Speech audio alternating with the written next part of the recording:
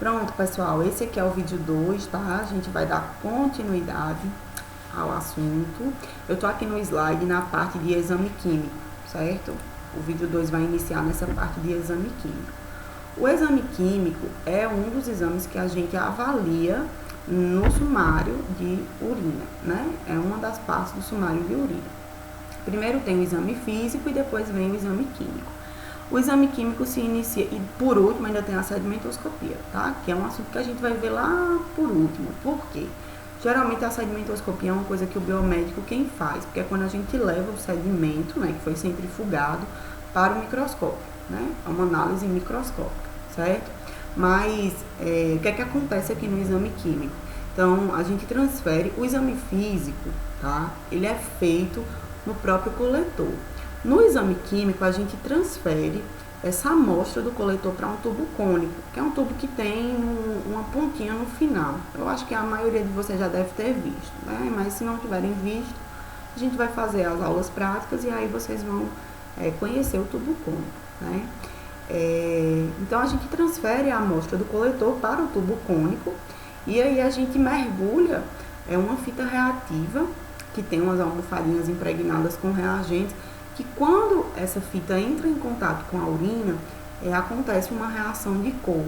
E aí a gente leva essa fita, né, que manteve essa reação com a urina, para ser comparada com uma tabela cromática, né? Cromática significa de cor, com que está presente na embalagem do fabricante. Então, a gente leva essa fita reativa, né, após ter sido mergulhada na urina, para fazer a comparação das cores com essa tabela cromática que vem na embalagem do produto, tá? Esse aqui é o modelo mais tradicional que a gente utiliza, porém, hoje já existem alguns leitores de fitas reativas que, na minha opinião, né, claro que cada qual tem a sua opinião, mas na minha opinião é algo totalmente desnecessário, porque o equipamento custa muito caro, tá? Eu sei que assim, a gente pode otimizar o tempo, porque tem alguns aparelhos que permitem a leitura de várias fitas ao mesmo tempo. Mas isso aqui é algo tão simples, tá? A gente já imprime um mapa que tem todos os parâmetros da fita, né? Todos os parâmetros da tabela cromática. Pronto, né? A gente já imprime esses parâmetros prontos. A gente só precisa ter o trabalho de anotar o nome do paciente. E aí a gente vai fazendo a comparação e fazendo as anotações para depois a gente liberar o diagnóstico, né? Liberar o resultado. Então, na minha opinião, o exame químico ele é rápido, não leva tanto tempo para ser feito. E esses leitores, claro que eles também são muito confiáveis, mas pelo fato de eles serem muito caros, eu acredito que não compensa o laboratório custear um equipamento desses, tá certo? Acho que através do olho mesmo a gente consegue emitir esses resultados. Então, o primeiro parâmetro que a gente vai falar, né, que está presente lá no exame químico é o pH. pH significa potencial hidrogeniônico, tá? Nós temos dois principais órgãos do nosso corpo que conseguem regular o equilíbrio de ácidos e de bases que circulam pelo organismo, que são os pulmões e os rins, né? Os pulmões conseguem realizar esse equilíbrio através da hematose, que é uma troca entre sangue venoso e sangue arterial. E os rins conseguem manter esse equilíbrio ácido-base no corpo através do processo de filtração, certo? Os valores de pH na urina, eles variam de acordo com o decorrer do dia, né? À medida que o dia vai passando, esses valores eles variam. A gente não tem um valor de pH ideal para a urina, porque a gente sabe que a urina, de um certo modo, ela é ácida, tá? A urina, ela acaba sendo ácida justamente porque existem certos componentes da urina que fazem com que ela seja uma substância ácida que circula pelo corpo, né? Na verdade, não circula, ela é filtrada, formada e eliminada.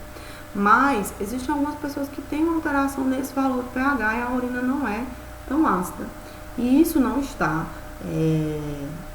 relacionado diretamente com o fato da pessoa ter algum problema que esteja interligado ao pH do corpo, tá? mas a gente sabe que existem alguns problemas, como por exemplo, a acidose metabólica e a acidose respiratória, ou a alcalose metabólica, alcalose respiratória, que podem interferir no valor do pH urinário, tá?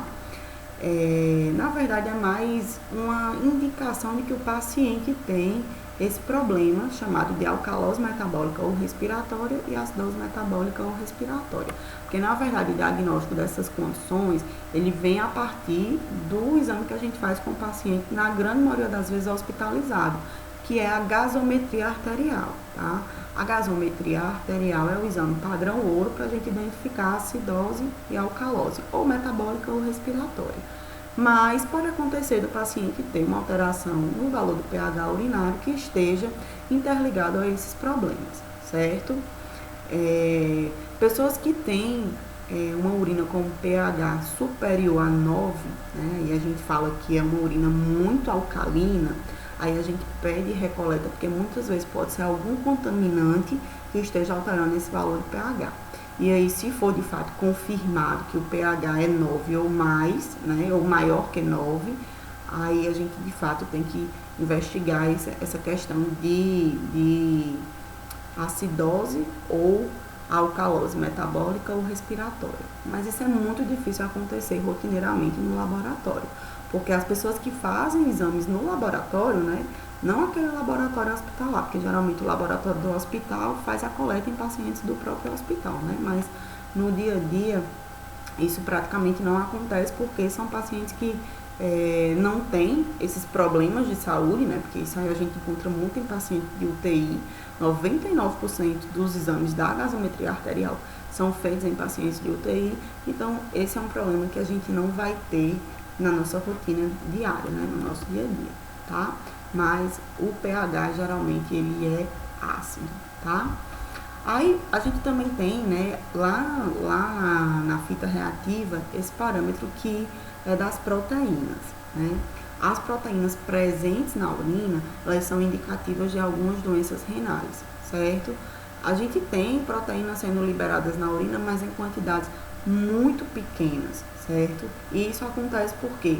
Porque existem secreções prostáticas, né, que vêm da próstata no caso dos homens, existem secreções seminais e existem secreções vaginais que têm proteínas na sua composição. Então, isso pode acabar acontecendo, né, da proteína dessas regiões cair na urina, mas em concentrações muito pequenas. Se o indivíduo apresenta uma elevação na quantidade de proteína, né, na urina, que a gente chama de proteinúria, presença de proteína na urina, aí a gente vai associar algum problema relacionado, por exemplo, à lesão na membrana do glomérulo, que é responsável pela filtração, né, das substâncias, como, por exemplo, uma doença autoimune, que é o lúpus eritematoso. Pessoas que têm lúpus eritematoso geralmente têm uma lesão renal e a partir dessa lesão há um aumento na excreção urinária de proteína, né? Existe essa elevação. Mulheres que desenvolvem a pré-eclâmpsia, que é a elevação da pressão arterial no pós-parto, tá? Nefropatia diabética é uma condição onde o néfron, que é a unidade funcional do rim, acaba sofrendo uma interferência em decorrência da elevação da glicemia, né? A glicemia é a quantidade de glicose na corrente sanguínea. Pacientes diabéticos podem ter, porque a gente tem um paciente diabético que é controlado, certo? Mas pacientes diabéticos, que são geralmente aqueles pacientes diabéticos descompensados, eles podem ter essa elevação de glicemia, né? Essa elevação de glicose na corrente sanguínea, e isso aí pode interferir lá no néfron, dando essa condição que a gente chama de nefropatia diabética. VR significa valor de referência. Eu queria só fazer uma observação geral em relação a esses valores de referência. Isso aqui é muito variável, tá? Isso aqui vai variar de acordo com o fabricante das fitas reativas. Tem alguns fabricantes que só utilizam positivo e negativo, ausente e presente. Tem outros fabricantes que, além do positivo e negativo, quantificam, tá certo? Então, isso aqui é muito variável. Eu tô pegando algo que é mais geral, que a gente costuma ver com mais frequência. Então, em relação às proteínas, no exame químico, o valor de referência pode ser ausente ou presente. E se tiver presente, geralmente eles quantificam com cruzes. Então, quanto maior for a quantidade de cruz, no caso, por exemplo, das proteínas, significa que maior é a quantidade de proteína na urina, certo? Então, às vezes eles colocam presente 2 cruzes, presente 4 cruzes, tá? Geralmente até 4 é o valor máximo, certo? Então, se o diagnóstico emitido for, por exemplo, proteínas presente e aí tem 4, né? Então quer dizer que o paciente tem muita proteína sendo expelida através da urina, tá?